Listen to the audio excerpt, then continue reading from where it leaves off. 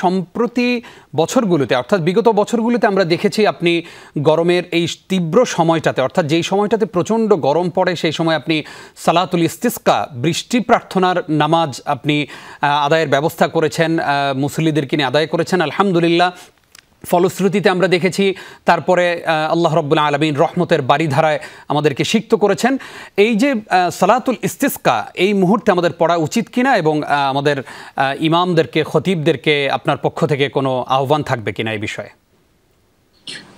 ধন্যবাদ আপনাকে। সন্দেহাতীতভাবে গরম যখন তীব্র আকার ধারণ করে তখন আমাদের সালাতুল ইস্তিসকার আয়োজন করা উচিত।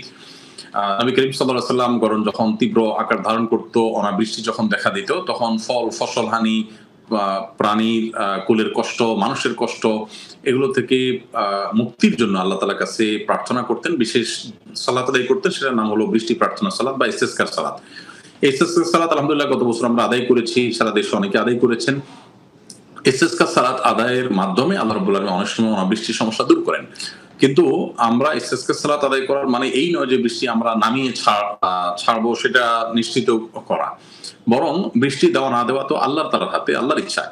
আমরা শুধুমাত্র আল্লাহর কাছে প্রার্থনা করা দরকার, সেটা আমরা করব এবং নবী সাল্লাল্লাহু আলাইহি ওয়াসাল্লামের সুন্নাহ আমরা পালন করব। সেই জায়গা থেকে আমি আহ্বান করতে চাই যে দেশের বিভিন্ন প্রান্ত থেকে উলামায়ে কেরাম, ইমাম সাহেবগণ তাদের নিজের উদ্যোগে মাঠে ময়দানে বেরিয়ে এসে বৃষ্টি প্রার্থনা সালাত আদায় করা উচিত এবং আমরাও ইনশাআল্লাহ দিনে এটা আয়োজনের চিন্তা ভাবনা করছি।